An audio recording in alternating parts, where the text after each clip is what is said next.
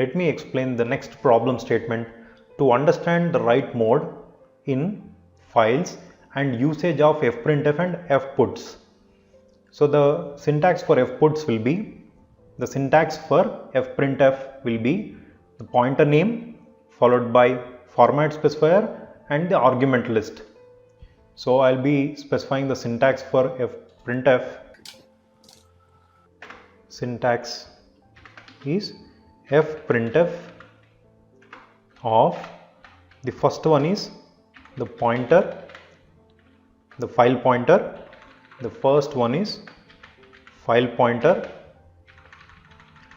and the next parameter is the format specifiers,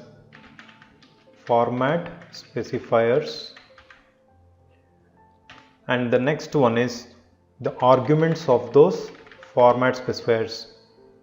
Arguments, or we can also say the identifier names. Identifier names corresponding to the given format specifiers. Next, fputs.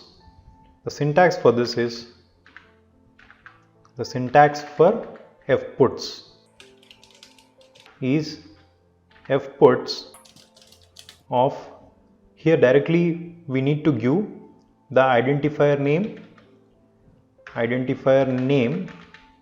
followed by, we need to give the pointer, the file pointer name, followed by semicolon, here also followed by semicolon. So these are the syntax for fprintf and fputs. Now let me execute the code for first with the help of fprintf. Now I am executing this code with fprintf.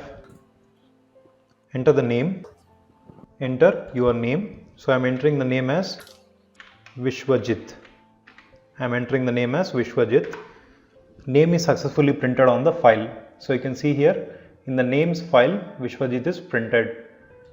Right, now let me use the next fputs of name comma, we need not to use any format specifiers here, name comma, what is the file pointer name?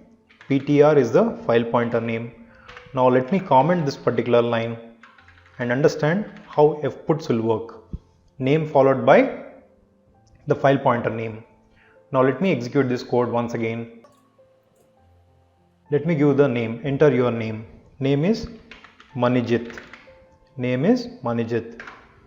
Name is successfully printed on the file. Let me show here names.txt. Name is successfully printed as Manijit.